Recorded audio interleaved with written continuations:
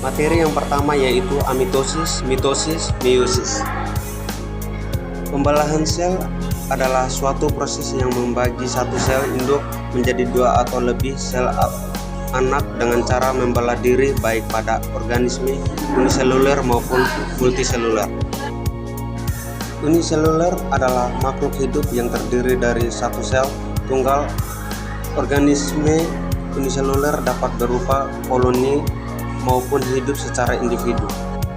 Multiseluler yang artinya banyak yaitu organisme yang menjalankan fungsi kehidupannya dengan banyak sel.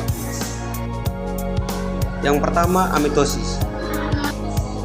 Pada organisme prokariotik atau tidak memiliki inti seperti bakteri, pembelahan sel yang melalui tahapan yang sederhana disebut amitosis. A sama dengan tanpa, mitosis sama dengan pembelahan inti. Dalam sitologis, amitosis dikenal sebagai akinesis atau karyostenose adalah metode langsung pembelahan secara spontan yang ditandai pembelahan inti sel secara sederhana tanpa pembentukan kromosom dan tanpa melalui fase-fase atau tahapan-tahapan pembelahan. Yang kedua, mitosis. Pembelahan secara mitosis menghasilkan sel anak dengan materi genetik yang identik dari sel induk. Pembelahan secara mitosis terjadi pada organisme yang mengalami pertumbuhan, perbaikan, atau reproduksi aseksual. Pada mitosis terdapat dua fase yaitu interfase dan mitosis. Yang pertama yaitu interfase. Interfase atau interfase seluler adalah suatu fase dari siklus sel di mana sel yang khas menghabiskan sebagian besar hidupnya. Yang kedua, mitosis. Pada mitosis terdapat 4 bagian yaitu profase, metafase, anafase, telofase. Yang pertama, profase. Pada awal profase, sentrosom mengalami replikasi sehingga menghasilkan 2 sentrosom. Kemudian, setiap sentrosom akan bergerak ke kutub-kutub inti sel yang letaknya berlawanan. Yang kedua, metafase. Pada tahap pembelahan sel ini, nukleus dan membran inti sel sudah tidak terlihat. Masing-masing kinetokor pada sentromer dihubungkan ke satu sentrosom oleh benang-benang spindel. Yang ketiga, anafase. Tahap anafase ditandai dengan pemisahan kromatid dari bagian sentromer yang kemudian membentuk kromosom baru. Yang keempat, telofase. Pada tahap ini kromosom telah sampai di kutubnya masing-masing, benang-benang spindel mulai menghilang dan membran inti sel juga mulai terbentuk.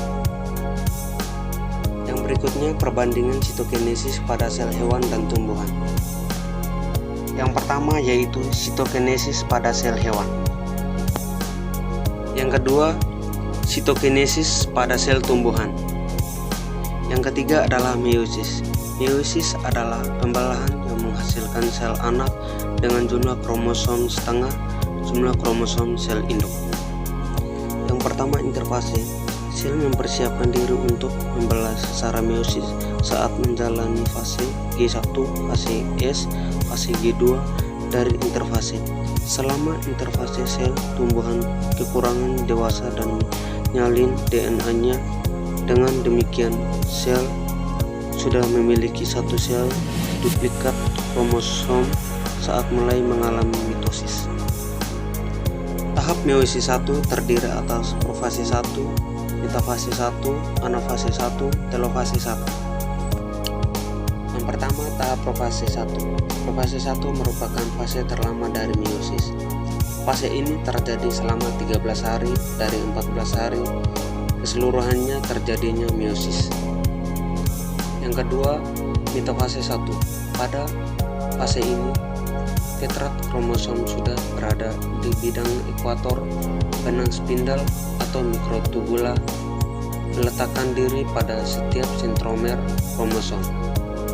Yang ketiga, anafase 1. Tujuan dari fase ini adalah untuk membagi isi kromosom menjadi bagian diploid dan haploid. Yang keempat, telofase 1, yaitu retikulum endoplasma membentuk membran inti di sekitar kromosom yang sudah sampai di kutub pembelahan. Yang berikutnya yaitu meiosis 2. Pada meiosis 2 terdapat 4 tahap, yaitu profase 2, metafase 2, anafase 2, telofase 2. Yang pertama, profase 2. Pada fase ini, kromatid membran masih melekat pada sentrom kromosom. Yang kedua, metafase 2. Kromosom yang berisi 2 kromatid akan merentang dan membentuk benang-benang spindel. Yang ketiga, anafase 2. Benang-benang spindel kemudian menarik kromatid ke kutub berlawanan. Yang keempat, telofase 2, yaitu kromosom dari kromatid yang terpisah mencapai kutub pembelahan.